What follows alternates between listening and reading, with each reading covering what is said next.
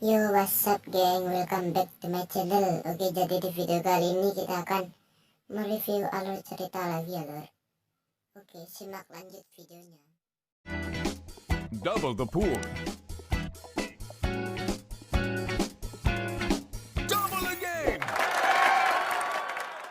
Tentang sniper Amerika Matthews bersama spotternya Ice yang terpojok oleh sniper musuh di posisi yang tidak menguntungkan. Yang paling mengerikan adalah mereka hanya mampu berlindung dan bertahan di balik sebilah dinding yang sudah usang. Sniper Irak tersebut ternyata bukan sniper biasa. Dia adalah Juba, seorang legenda sniper Irak yang terkenal mematikan dan mempunyai kesabaran tinggi. Apakah mereka berdua berhasil selamat dan menemukan di mana si posisi sniper itu? Seperti biasanya guys, pasang dulu headsetnya, jauhi keramaian, dengarkan baik-baik. Dan ini dia cerita The Wall 2017. Cerita ini berawal di tahun 2007, di saat perang Amerika dan Irak telah dikatakan usai. Namun siapa yang menduga bahwa di hari yang sama dua orang tentara Amerika yaitu Ice dan Matthews masih terjebak di area perang. Mereka di sini ditugaskan untuk menginvestigasi serangan sniper yang terjadi di wilayah konstruksi jaringan pipa. Di sana pun terlihat beberapa korban telah mati dengan keadaan tertembak di kepala. Selama kurang lebih 20 jam menunggu, Matthew yang merasa keadaan sudah aman mulai mengusulkan kepada Ice untuk menghampiri korban dan mengambil radio yang ada di sana. Awalnya Ice pun tidak setuju dan lebih menyarankan agar Matt menunggu lebih lama lagi. Apalagi Ice pernah mendengar kalau Irak mempunyai sniper hebat bernama Juba yang mungkin saja korban-korban itu adalah ulahnya. Namun karena tidak ada juga pergerakan dan agar mereka bisa cepat kembali ke pangkalan, akhirnya Matt pun memaksa pergi sendirian. Ice yang masih berada di tempat persembunyiannya tampak mengawasi gerak-gerik si Matt. Bahkan sesekali tindakan konyol Matt membuat Ice tertawa-tawa menyaksikannya. Namun tiba-tiba candaan itu seketika sirna saat sebuah tembakan musuh langsung bersarang di tubuh Matthews. Ice yang menyaksikan hal tidak terduga itu tentu saja terkejut dan panik. Maka dengan segera ia pun keluar dari tempat persembunyiannya dan bergegas untuk menolong si Matt. Tidak disangka beberapa tembakan juga mulai memburu ke arahnya. Bahkan salah satu tembakan tepat mengenai kaki kanannya.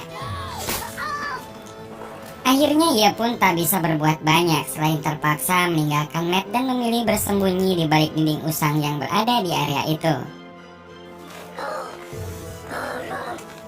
Dalam keadaan kesakitan, Ice pun segera menghubungi kantor pusat dengan bantuan sebuah radio yang dibawanya. Namun sangat disayangkan radio yang akan digunakan itu ternyata antenanya rusak akibat tembakan dari si sniper tadi. Saat sedang kebingungan, Matt yang telah terluka menanyakan kepada Ice tentang posisi si sniper itu. Dan ia pun berencana untuk menembaknya langsung dengan satu tembakan. Ice yang memang tidak tahu posisinya di mana akhirnya menyuruh Matt agar tidak melakukan niatnya tersebut karena risikonya bisa saja Matt yang mati duluan. Dalam keadaan masih menahan sakit karena luka di lututnya yang sangat parah bahkan terus mengucurkan darah, Ice pun mencoba mencari tahu letak di mana si sniper itu dengan cara melubangi dinding untuk menempatkan teropong di sana. Dan saat Ice telah siap dengan teropongnya, Matt sendiri ternyata keburu pingsan.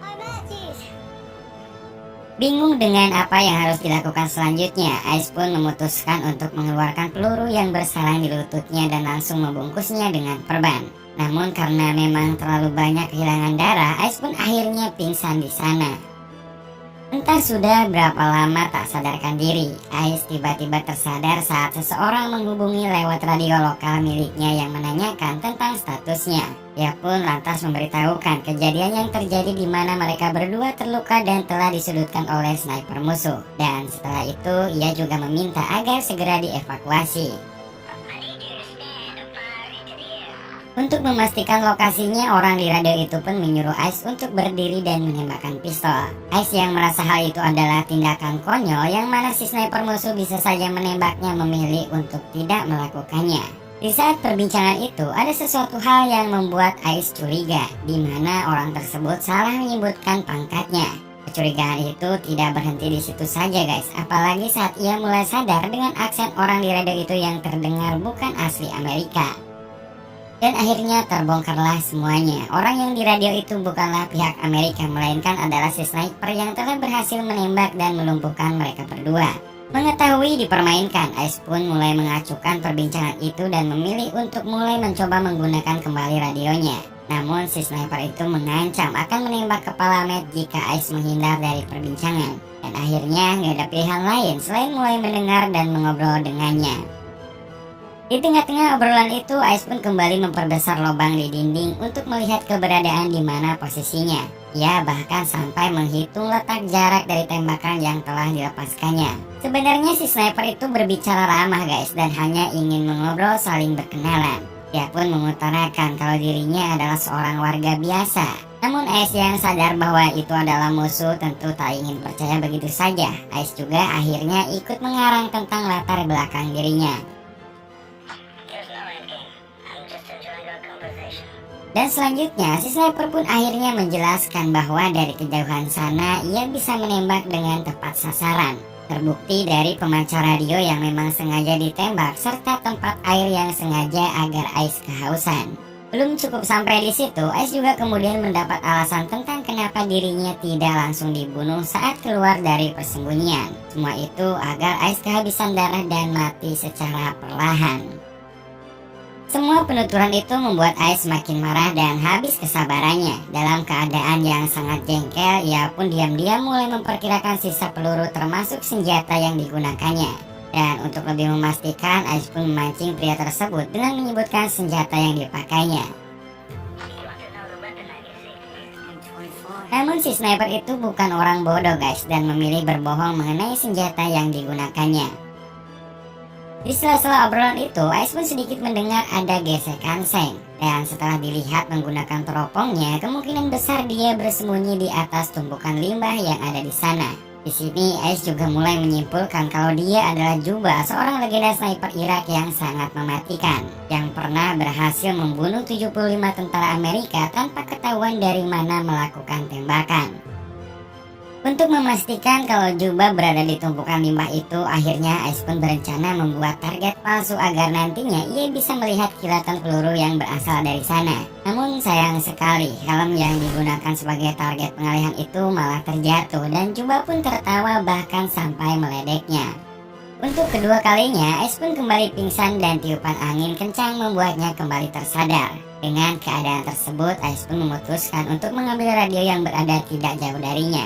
Tiupan angin yang kencang dapat ia manfaatkan sehingga pandangan Juba sedikit terganggu. Dan dengan cukup sulit, Ice pun akhirnya bisa mengambil salah satu ransel dan juga bahkan radionya. Beberapa tembakan pun sempat menyasar ke arahnya, namun seperti biasa Juba hanya menggertak. Dan Ice pun beruntung akhirnya ia menemukan sisa air minum dari dalam ransel dan mulai meminumnya. Belum sempat ia menyelesaikan minumannya, Ice pun kembali panik saat tembakan musuh berhasil menjebol dinding di sampingnya. Bahkan lagi-lagi si Juba pun mulai mengatakan bahwa tembakan yang dilepaskannya tadi sengaja dibiarkan meleset, yang mana bukan lain tujuannya adalah untuk menakut-nakuti sekalian merusak berbagai barang penting yang sedang digunakan oleh Ice. Dan benar saja, Ice pun kembali menyadari bahwa teropong yang sebelumnya digunakan kini telah rusak karena berhasil ditembak. Di tengah rasa kalutnya itu, tiba-tiba ia menyadari bahwa Matt ternyata masih hidup. Dan agar Juba tak menyadari hal itu, Ice pun kemudian mengisyaratkan agar Matt bergerak perlahan.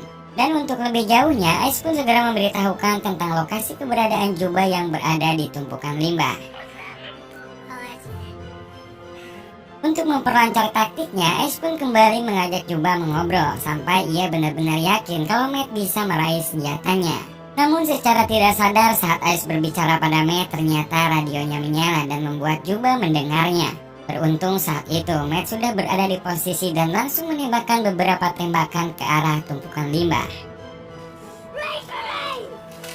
Namun sayang sekali usaha Matt tersebut gagal karena tidak lama setelah ia menembak, Juba pun langsung kembali membalas tembakan dan membuat Matt terkapar tepat di hadapan Ice. Di saat putus asa dan merasa tidak ada harapan lagi, Ice pun kemudian mendengar desis radio dan ia pun mulai memperbaiki antena radio miliknya menggantinya dengan antena radio yang telah diambil tadi. Saat itulah radio pun kembali bisa berfungsi dan berhasil tersambung ke kantor pusat. Ice yang tadinya mulai menyerah seolah kembali mendapat semangat baru dan harapan bahwa dirinya akan segera selamat. Namun sayang sekali guys, dengan cepat frekuensi radio ACE segera ditutup dan Juba langsung mengambil alih pembicaraan dengan kantor pusat dan mengabarkan kalau misi mereka aman-aman saja. Mendengar semua aman, kantor pusat pun mengabarkan kalau penjemputan akan dilakukan sore hari. Mendengar obrolan Juba dengan pusat, ia pun jadi sadar kalau selama ini Juba tidak hanya membajak radio, tetapi juga sengaja meminta bantuan dan membiarkan tentara Amerika datang ke tempat ini yang nantinya akan dibantai satu persatu. Dan untuk kedua kalinya, ia pun kembali pingsan dan saat tersadar di sore hari, ia pun langsung kembali menghubungi Juba. Karena tidak ada jawaban juga, akhirnya Ice pun memutuskan untuk mengambil senjata milik Matt dengan bantuan sebuah tambang yang ia temukan. Sementara di sisi lain mulai terlihat dua helikopter menuju ke arahnya. Sebelum bantuan itu tiba dan dibantai habis oleh Juba, akhirnya ia pun memutuskan untuk menyerang lebih dulu. Setelah senjata berada di posisi, ia pun nekat langsung meruntuhkan tembok yang tersisa. Hal itu membuat Juba sedikit kesulitan karena pandangannya terhalang oleh debu reruntuhan. Akhirnya ia pun menembak secara acak di antara debu-debu itu. Dan saat itulah Ice pun melihat kilatan tembakan dan langsung menembakkan senjatanya ke arah kilatan itu. Dirasa sudah berhasil melumpuhkan Juba, Ice pun akhirnya berdiri dan penolong pun langsung mengamankan perimeter di sana. Saat akan dibawa, ia pun sempat mengatakan kalau di tumpukan limbah masih ada musuh. Namun sayang sekali mereka tidak mendengar karena suaranya terhalang oleh gemuruhnya suara heli yang ada di sana. Saat mereka mulai terbang melewati tumpukan limbah itu, tiba-tiba tembakan kembali terdengar dan langsung memburu mereka. Akhirnya kedua heli itu pun harus terjatuh bersama semua tentara di dalamnya. Sebelum film berakhir, keesokan harinya pusat pun kembali menghubungi heli dan Juba pun kembali membajak radio itu.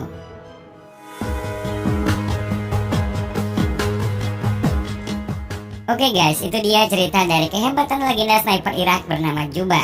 Menurut kalian nih, apakah di ending tadi Juba akan meminta bantuan dan membiarkan tentara Amerika datang ke sana untuk dibantai kembali atau mengakhiri pembantaian itu? Tulis jawaban kalian di kolom komentar di bawah ya guys. Terima kasih yang udah nontonin video ini sampai akhir dan Terima kasih sudah klik video ini. Tapi jangan lupa guys, klik tombol subscribe karena subscribe itu gratis. Dengan subscribe kamu support channel ini terus untuk upload hampir setiap hari. Ingat, subscribe itu gratis. Gak ada ruginya kamu klik tombol subscribe guys. Selamat menonton.